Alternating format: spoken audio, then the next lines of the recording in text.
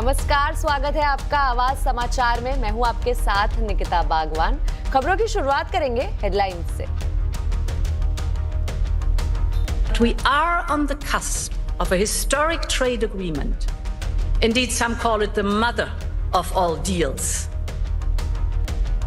भारत के साथ होने वाली है mother of all deals. Davos में चल रहे वर्ल्ड इकोनॉमिक फोरम में बोली यूरोपियन कमीशन की president Ursula von der Leyen. कहा ऐतिहासिक होगा भारत और यूरोपियन यूनियन के बीच एफटीए। दिसंबर में बढ़ी कोर सेक्टर ग्रोथ की रफ्तार। 8 कोर सेक्टर की ग्रोथ 2.1% से बढ़कर 3.7%। कोल, स्टील और इलेक्ट्रिसिटी प्रोडक्शन में बढ़ोतरी। सोने चांदी में तूफानी तेजी जारी। चांदी पहुंची 3.25 लाख के पार। सोना भी जबरदस्त चमका, 1.5 लाख के पार गया भाव। टैरिफ वॉर गहराने से बाजार में हाहाकार। निफ्टी एक्सपायरी के दिन बाजार में भारी बिकवाली। निफ्टी में 9 महीने की बड़ी इंट्राडे गिरावट। मिड कैप स्मॉल कैप शेयरों में भारी बिकवाली। रियल्टी डिफेंस ऑटो इंडेक्स सबसे ज्यादा गिरे। 1 फरवरी को पेश होने वाले बजट पर दिख सकता है ऑपरेशन सिंदूर का असर। डिफेंस सेक्टर के खर्च में बड़ी बढ़ोतरी की उम्मीद। सीएनबीसी आवाज एक्सक्लूसिव। एक्सपोर्ट को बढ़ावा देने और पुराने विवादों को खत्म करने के लिए बजट में जीएसटी से जुड़े कानून में बदलावों को मिल सकती है मंजूरी। सीएनबीसी आवाज एक्सक्लूसिव। माननीय नितिन नवीन जी, मैं एक कार्यकर्ता हूं, वे मेरे बॉस हैं। हम 45 साल के नितिन नवीन बने बीजेपी के सबसे युवा अध्यक्ष। पीएम मोदी ने नए अध्यक्ष को दी बधाई। पीएम ने खुद को बताया कार्यकर्ता और नितिन नवीन को बॉस। नवीन बोले एक सामान्य कार्यकर्ता को मिली बड़ी जिम्मेदारी। टोल का बकाया नहीं चुकाया तो नहीं मिलेगी गाड़ी को एनओसी। केंद्र सरकार ने सेंट्रल मोटर व्हीकल नियमों में किए बदलाव। अनपेड यूजर फीस की नई परिभाषा जोड़ी। फास्टैग सिस्टम से रिकॉर्ड होगी एंट्री। स्कोडा ने लॉन्च किया अपना पॉपुलर एसयूवी कुशाक का नया अवतार। कई नए टेक फीचर्स के साथ गियर बॉक्स में किया बदलाव। कंपनी ने शुरू की बुकिंग, लेकिन मार्च में होगा कीमत का खुलासा। टोयोटा ने भारत के लिए अपनी पहली ईवी अर्बन क्रूजर ई-बेला से उठाया पर्दा। भारत में 2 बैटरी पैक के साथ मिलेगा। एक बार चार्ज करने पर मिलेगी 543 किलोमीटर की रेंज। ई-बेला की बुकिंग आज से शुरू। बुलेटिन में सबसे पहले आपको बता दें, दावोस में चल रहे वर्ल्ड इकोनॉमिक फोरम से भारत के लिए बहुत बड़ी खुशखबरी आई है। यूरोपियन कमीशन की president Ursula von der Leyen ने कहा कि यूरोपियन यूनियन भारत के साथ ऐतिहासिक एफटीए करने के करीब है और कुछ लोग इसे मदर ऑफ ऑल डील्स भी कह रहे हैं। Right after Davos, the next weekend, I will travel to India. There's still work to do, but we are on the cusp of a historic trade agreement. Indeed, some call it the mother of all deals. One that would create a market of 2 billion people, accounting for almost a quarter of global GDP. And crucially, that would provide a first mover advantage for Europe, with one of the world's fastest growing and most dynamic continents. Europe will always choose the world, and the world is ready to choose Europe. इस खबर पर ज्यादा बात करने के लिए हमारे साथ जुड़े हैं लक्ष्मण रॉय। लक्ष्मण जी, यूरोपियन कमीशन की प्रेसिडेंट ने भारत के साथ होने वाली एफटीए को लेकर एक बहुत बड़ा बयान दिया है, इसे कैसे देखा जाए? देखिए, ये बयान वाकई में इस डील की हकीकत, इस डील की अहमियत को बयां करता है, क्योंकि ये डील सिर्फ किसी एक देश और दूसरे देश के बीच में नहीं हो रही है। ये डील भारत के साथ यूरोपियन यूनियन के 27 देशों के साथ हो रही है। वो 27 देश सभी मुद्दे पर एकमत हैं और इसके जरिए देखें तो यूरो का जो 18 से 22 ट्रिलियन यूरो की जो इकोनॉमी है वहाँ पे हमें एक्सेस मिलेगा भारत को। साथ ही साथ 450 million high income consumer Europe के हैं, वहाँ हमारे प्रोडक्ट को एक्सेस मिलेगा, वो एक बड़ा बाजार मिलेगा। लेकिन यूरोप के लिए भी ये इतना ही महत्वपूर्ण है। और वहाँ देखा जाए तो 4.2 ट्रिलियन की इकोनॉमी है, उसका एक्सेस मिलेगा यूरोप को भारत के बाजार में। और इसके अलावा 1.4 बिलियन की पॉपुलेशन है, उसका यहाँ पे एक्सेस मिलेगा। और ये इसलिए और ज़्यादा महत्वपूर्ण है क्योंकि आज की तारीख में हम जब अपना सामान यूरोप भेजते हैं तो औसतन 3 से 3.5% की ड्यूटी लगती है। टेक्सटाइल, लेदर, इन सब पे तो 10% तक ड्यूटी लगती है। जैसे ये डील हो जाएगी तो इन सब पे ड्यूटी या तो जीरो हो जाएगी या फिर बहुत कम हो जाएगी। तो हमारे यहाँ से textile, leather, garment, footwear, James jewellery बहुत बड़ी संख्या में जाएंगे। वहाँ एक बड़ा बाजार मिलेगा। चूंकि वहाँ के लोगों की आमदनी काफ़ी ज़्यादा होती है तो उनका प्रॉफिट मार्जिन यहाँ के एक्सपोर्टर्स को ज़्यादा होगा। चूंकि लेबर इंटेंसिव है तो रोजगार के मौके ज़्यादा पैदा होंगे। इसी तरीके से यूरोप के लिए अच्छी बात यह होगी कि यूरोप के जो भी वाइन्स, चॉकलेट, जो इनके केमिकल होते हैं, ऑटो कंपोनेंट होते हैं, वो सारे अब सस्ते में भारत आ सकेंगे। तो यहाँ भी उनके लिए एक बड़ा बाजार मिलेगा। इसीलिए न सिर्फ भारत बल्कि यूरोपियन यूनियन भी इससे काफ़ी ज़्यादा उत्साहित है। हाँ, 2-3 चीज़ें जो काफ़ी ध्यान रखने वाली बात है, इस पूरे डील में सबकी नज़र इस बात पर टिकी होगी, जो यूरोप ने कार्बन एमिशन के नाम पर जो टैक्स लगाया है, सीबैम जिसको कहते हैं, क्या इस डील के तहत होने वाले एक्सपोर्ट वाले सामान पे क्या वो टैक्स नहीं लगाएगा यूरोप? अगर ये होता है तो ये समझिए कि बहुत बड़ी राहत होगी। दूसरा कि यूरोप भारत के फाइनेंशियल मार्केट के सर्विस सेक्टर में अपना एक्सेस चाहता है, वो भी भारत के लिए एक बड़ा बाजार देख रहा है। तो वो किस तरह से देख रहा है, लेकिन भारत के लिए वहाँ का सर्विस सेक्टर एक बड़े बाजार के तौर पर खुलने जा रहा है, ये भी एक बड़ा सकारात्मक पहलू। तो सबकी नजरें टिकी रहेंगी 27 तारीख को जब इस डील का औपचारिक ऐलान किया जा सकता है। जी बिल्कुल। चलिए, तो भारत के लिए वाकई में ये खुशखबरी है। लक्ष्मण जी, बहुत बहुत शुक्रिया इस पूरी जानकारी के लिए। अब बात करते हैं सोने चांदी में धुआंधार तेजी की। सोने चांदी में तेजी की आंधी चल रही है। आज एमसीएक्स पर सोने का भाव 1.5 लाख के पार चला गया। चांदी भी 3.25 लाख के पार चली गई। सोने चांदी में आखिर क्यों है तूफानी तेजी, बता रही है मेरी सहयोगी मनीषा गुप्ता। काफ़ी सारे जियोपॉलिटिकल यहाँ पर रीजंस हैं जिसकी वजह से लगातार हम सेफ हेवन बाइंग यहाँ पर सोने चांदी में बनता हुआ देखते रहे हैं। 2025 में तो ऑल टाइम हाइज बने ही, लेकिन 2026 की शुरुआत बहुत ज़ोर शोर के साथ यहाँ पर हुई है। और जैसे आपने कहा, सोना 1.5 लाख यहाँ पर निकाल गया है 10 ग्राम के लिए, और चांदी में 3.25 लाख रुपए प्रति किलो के लेवल्स हमने आते हुए देखे हैं। अगर पिछले एक महीने की बात की जाए तो चांदी ने आपको करीबन 50% की बढ़त दिखाई है। एक महीने में चांदी 2 लाख से 3.25 लाख हो गई है। ये इतनी बड़ी जो तेज़ी हमने यहाँ पर चांदी में स्पेशली आते हुए देखी है। ज़्यादातर बैंक्स एंड ब्रोकरेजेस अब कहते हैं कि अब ये लेवल्स जो हैं वो फंडामेंटल्स और टेक्निकल्स के परे हैं, कुछ भी यहाँ पर कहना मुश्किल है, लेकिन और तेज़ी की उम्मीद यहाँ से हटाई नहीं जा सकती। और अगर यहाँ से 15-20% की मुनाफा वसूली आती भी है तो पिछले एक साल में हमने 230% की तेज़ी आते हुए देखी है। उसके सामने 20-30% की मुनाफा वसूली कोई बहुत बड़ी चीज़ यहाँ पर होने वाली नहीं है, और गिरावट में खरीदारियाँ फिर से यहाँ पर बनता हुआ देखेंगे। लेकिन जैसे मैंने आपसे कहा, जियोपॉलिटिकल टेंशंस है, जिस तरह से US, Iran, Venezuela, Cuba, Cambodia, Iceland, अब ग्रीनलैंड, इन सब के ऊपर जिस तरह की स्टेटमेंट्स निकल के आ रही हैं, स्पेशली अब यूएस और यूरोप के बीच में जिस तरह की फ्रिक्शन है कि अगर यूरोप यहाँ पर नहीं इसके बारे में उन्हें सपोर्ट करता तो वो यहाँ पर 10% का टैरिफ 1 फरवरी से लगाएंगे, बढ़ा के 25% जून में कर देंगे उसको। तो ये ट्रेड डिस्प्यूट की चिंता है, ये भी यहाँ पर बाजार को काफ़ी हद तक सपोर्ट कर रही है। अब सोने की अगर बात की जाए तो पिछले एक महीने में 10% का इजाफा है। $4,700 आउंस हम अंतर्राष्ट्रीय बाजारों में यहाँ पर निकाल चुके हैं। क्या बिकवाली करके काम करना चाहिए? नहीं। क्या मुनाफा वसूली करनी चाहिए? शायद नहीं। जहाँ तक सोने की बात है, एक ग्रेजुअल इंक्रीज यहाँ पर आपको लगातार बनता हुआ नजर आएगा, और बाजार का मानना है कि इसी साल में हम $5,000 प्रति आउंस के लेवल्स भी देखेंगे, जो भारतीय रुपए के हिसाब से 1,75,000 रुपए तक यहाँ पर बनते हुए नजर आते हैं। और जिस तरह से रुपए में डेप्रीसिएशन है, उसका भी फायदा यहाँ पर इंडियन खरीदारों को मिलता हुआ नजर आएगा। अब चांदी की बात अगर की जाए तो माना जाता है कि 2,80,000 तक एक स्ट्रॉन्ग सपोर्ट अब चांदी ने बना लिया है। और ऊपर की अगर बात की जाए तो 3.5 लाख, 4.5 लाख, ये सारे के सारे इस तरह अब रिपोर्ट्स में आने लगे हैं।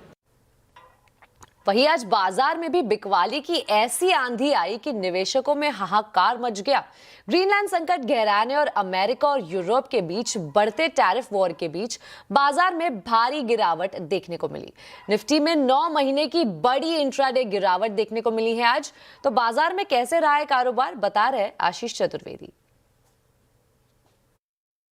देखिए, आज तो मार्केट्स में बड़ी गिरावट देखने को मिली। स्मॉल कैप और मिड कैप में देखें तो पूरी तरीके से हाहाकार मच गया। जब मिड कैप इंडेक्स को देखें तो दिन के दौरान 2% से ज़्यादा की गिरावट यहाँ पर नजर आई। स्मॉल कैप में भी काफ़ी पेन देखने को मिला। अब इसके पीछे काफ़ी सारे कारण हैं। सबसे पहले आप देखें तो जो ग्लोबल अनसर्टिनिटी है, इसका एक इम्पैक्ट है। इक्विटी मार्केट्स में ज़रूर आपको गिरावट देखने को मिलेगी, लेकिन इसके फ्लिप साइड आप देखें तो सोने और चांदी, इनका तो ब्रेक ही फेल हो गया, रुकने का नाम ही नहीं ले रहे हैं। गजब की तेज़ी दोनों बुलियन में आपको देखने को मिल रही है। साथ में आप देखें तो अब तक जितनी भी अर्निंग्स आई हैं, सब ने मार्केट को डिसअपॉइंट ही किया है। इनफैक्ट मेरे पास यही लिस्ट है और इसी के साथ शुरुआत करेंगे। आप एल्टिया माइंट्री को देखें, हैवेल्स है, ओबरॉय है, न्यूजेन है, सबके नतीजों के बाद स्टॉक में बड़ी गिरावट आपको देखने को मिली। रियल एस्टेट एक तबका ऐसा खास है जो लगातार 3 दिनों से वीकनेस दिखा रहा है। चाहे आप लोड़ा देखें, गोदरेज प्रॉपर्टीज़, डीएलएफ, सोभा, सब में आपको गिरावट नजर आई। बैंकिंग स्टॉक जो अब तक मार्केट में थोड़ा सा रेजिलियंस दिखा रहे थे, अब वो भी टिक नहीं पाए। आप इंडसइंड बैंक को देखें, पिछले एक हफ्ते में बढ़िया तेज़ी आ गई थी, लेकिन आज एकाएक 4 से 5% का कट यहाँ पर आपको देखने को मिला। सरकारी बैंकों में लगातार दूसरा दिन है गिरावट का। पीएनबी ये भी फिसला है आज। इसके अलावा खबरों वाले स्टॉक्स को देखें तो यूपीएल है, एफआरएल है, इन स्टॉक्स में भी अगर आप देखें तो बड़ी गिरावट नजर आएगी। बुलेटिन में अब बात बजट की।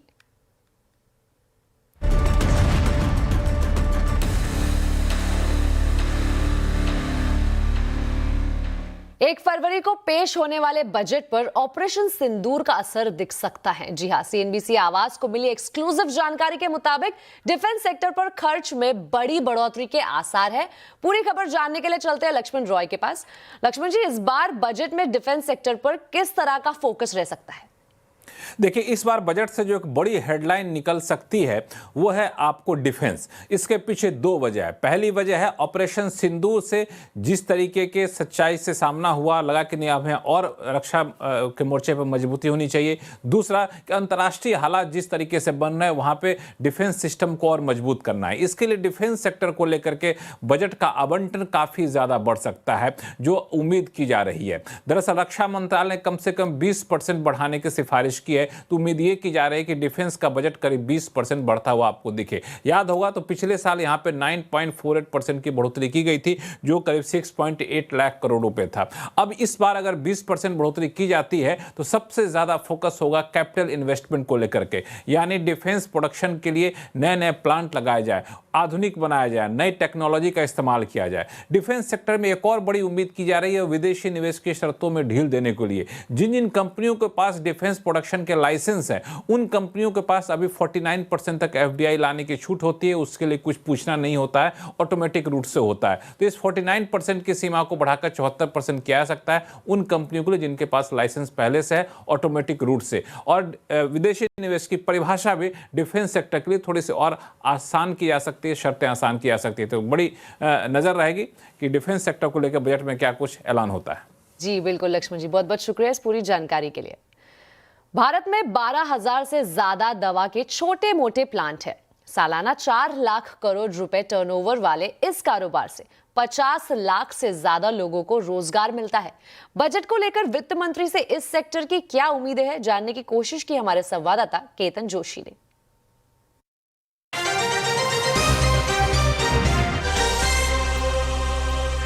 फार्मा सेक्टर की वित्त मंत्री से कई सारी उम्मीदें हैं। सर बताइए क्या चाहेंगे? 2 चीज हमारी बहुत जरूरी है। एक है रिसर्च एंड डेवलपमेंट एक्सपेंडिचर।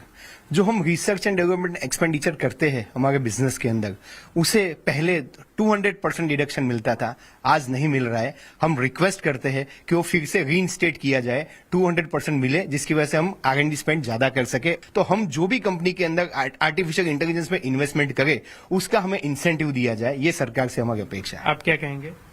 सरकार ने 2 वर्ष पहले रिवाइज शेड्यूलम के मापदंड इंट्रोड्यूस किए थे और फार्मा इकाइयों की सहायता के लिए आरपीटीओएस स्कीम भी इंट्रोड्यूस की थी, परंतु गत दिसंबर से वो स्कीम की वेबसाइट चल नहीं रही है। माना जा रहा है कि फंड्स एलोकेट जो किए गए थे वो खत्म हो चुके हैं। तो हमारी वित्त मंत्री से दरख्वास्त है कि इस बजट में एटलीस्ट 1000 करोड़ का एक प्रावधान किया जाए इस आरपीटीओएस स्कीम के लिए। और दूसरा, चूंकि मैं एपीआई इंडस्ट्री से आता हूँ, एपीआई इंडस्ट्री को वापस वाइब्रेंट करने की जरूरत है और उसके लिए हम चाहेंगे कि एमएसएमई एपीआई इंडस्ट्री के लिए इंसेंटिव्स और सब्सिडी का प्रावधान किया जाए। आप क्या कहेंगे? फार्मा इंडस्ट्री वो इन्वर्टेड स्ट्रक्चर में फॉल होती है, तो हम जो भी इन्वेस्टमेंट्स करते हैं हमारे प्लांट में, नए प्लांट बनाते हैं, उस पे जो जीएसटी होता है उसका रिफंड हम अप्लाई नहीं कर सकते हैं।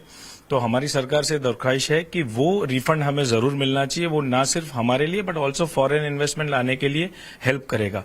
सेकेंड, सीएसआर एक्टिविटीज जो हम करते हैं, वो सीएसआर एक्टिविटीज हमें हमारे एक्सपेंडिचर्स में बाद लेस नहीं मिलती है, वो हमें अलाउ करना चाहिए। यूसीपीएमपी कोड जो नया आया उसके हिसाब से आप देखो तो सैंपल्स है वो आप डिस्ट्रीब्यूट कर सकते हो ऑफिशियली, एंड एक अच्छा मूव है कि जिसकी वजह से कंपनीज उसका प्रॉपरली मार्केटिंग कर सकती है एथिकल वे में। मगर उसका जब एक्सपेंस में बात लेते हैं तब इनकम टैक्स में 194R जो सेक्शन है उसके वजह से बहुत सारी क्वेरीज आती है, तो उसको या तो रिमूव करना चाहिए या कुछ प्रोविजन होना चाहिए कि जिसकी वजह से ईज ऑफ डूइंग बिजनेस में हमें बहुत अच्छा हेल्प मिले। तो यहाँ से जो सुझाव दिए गए हैं इससे न केवल नया निवेश आएगा लेकिन लाखों नए रोजगार भी निर्माण हो सकते हैं। केतन जोशी, अहमदाबाद। बढ़ते हैं अगली खबर की ओर। अगर आपने टोल का बकाया नहीं चुकाया है तो सावधान हो जाइए। टोल का बकाया नहीं चुकाने पर आपकी गाड़ी को किसी तरह की एनओसी नहीं मिलेगी। ऐसा क्यों? इस खबर पर ज्यादा जानकारी देने के लिए हमारे साथ है संवाददाता रोहन सिंह। रोहन, बताइए क्या है पूरी खबर?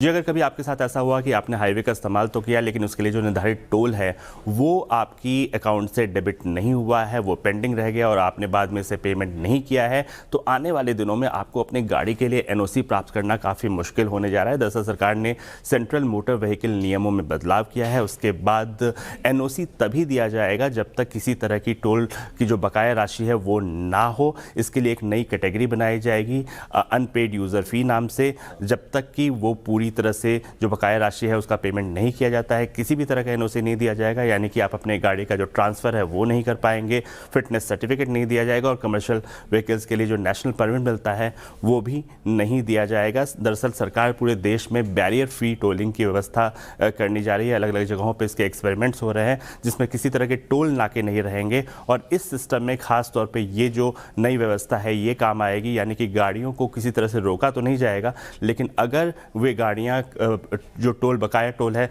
वो पूरा नहीं करती हैं तो उन्हें बाद में एनओसी लेने में काफी मुश्किल होगी।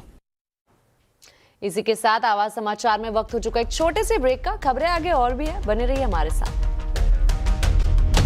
के बाद फिर एक बार स्वागत है आपका आवाज समाचार में। आज से नितिन नबीन बीजेपी के राष्ट्रीय अध्यक्ष बन गए हैं। बीजेपी के प्रधानमंत्री नरेंद्र मोदी की मौजूदगी में उन्होंने अपना राष्ट्रीय अध्यक्ष पद घोषित किया।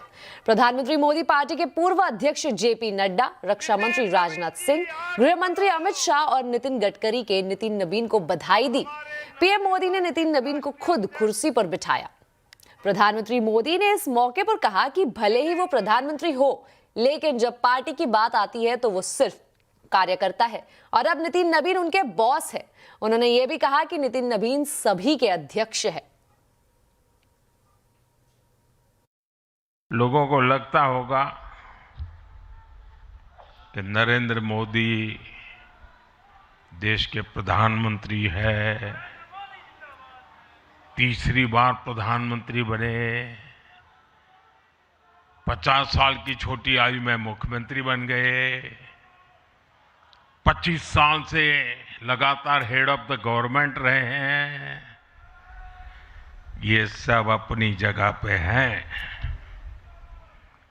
लेकिन इन सबसे भी बड़ी चीज मेरे जीवन में है, मैं भारतीय जनता पार्टी का कार्यकर्ता हूं। ये सबसे बड़ा गर्व है। और जब बात पार्टी के विषयों को आती है तब माननीय नितिन नबीन जी, मैं एक कार्यकर्ता हूं, वे मेरे बॉस हैं। अब माननीय नितिन नबीन जी हम सभी के अध्यक्ष हैं। वहीं बीजेपी के नए राष्ट्रीय अध्यक्ष चुने जाने के बाद नितिन नबीन ने पीएम मोदी समेत सभी नेताओं को प्रणाम और धन्यवाद किया। इसके अलावा उन्होंने युवाओं को राजनीति में आने की अपील की, लेकिन ये नसीहत भी दी कि राजनीति कोई शॉर्टकट नहीं, ये एक लॉन्ग मैराथन है। राजनीति से दूरी समाधान नहीं, सक्रिय भागीदारी ही समाधान है। आइए एक सकारात्मक राजनीति के लिए युवाओं को आगे आने की आवश्यकता है। लेकिन साथ ही साथ मैं युवा साथियों से कहूंगा, मेरे भाइयों, राजनीति शॉर्टकट नहीं है, राजनीति 100 मीटर का रेस नहीं है, राजनीति लॉन्ग मैराथन है जहां स्पीड का नहीं स्टेमिना का टेस्ट होगा। तो आइए राजनीति के इस पिच पर हम अपनी जड़ों को मजबूत कर कर काम करें। और भारतीय जनता पार्टी का वॉच टावर तो बहुत स्ट्रांग होता है मित्रों, इसलिए आप अपने बूथ में निरंतर रूप से काम करते रहिए, अपने मंडल में काम करते रहिए। भाजपा का वॉच टावर, भाजपा का केंद्रीय नेतृत्व इतना मजबूती तरीके से हर पारी से नजर रखता है, कहीं ना कहीं आपको भी उस मुकाम तक पहुंचाएगा। और आवाज अड्डा में भी हम आज नितिन नबीन के बीजेपी अध्यक्ष बनने पर चर्चा कर रहे हैं। नबीन बॉस, जरूर जुड़िए शाम 7:57 पर। अब आपको बता दें 26 जनवरी को देश भर में गणतंत्र दिवस मनाया जाएगा और इसकी तैयारियां जो है वो जोरों शोरों से चल रही है। इस बार दिल्ली में कर्तव्य पथ, वंदे मातरम और आत्मनिर्भर भारत के रंग में रंगा दिखेगा। देश की सेना जहां एक तरफ अपने पराक्रम की झलक दिखाएगी, वहीं पहली बार एनिमल कंटिंजेंट भी परेड में शामिल होगा। देखिए संवाददाता दीपाली नंदा की ये रिपोर्ट।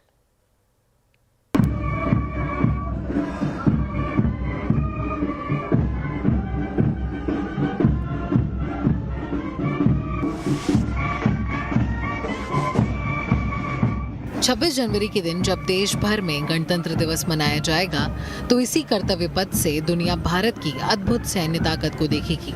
कर्तव्य पथ पर रिपब्लिक डे परेड रिहर्सल के दौरान जमीन से लेकर आसमान तक देश की सेनाएं अभ्यास में जुटी हैं। इस वक्त कर्तव्य पथ पर मैं मौजूद हूँ और आप यहाँ पर देख सकते हैं 26 जनवरी के लिए जो मुख्य परेड है उसकी रिहर्सल यहाँ पर की जा रही है।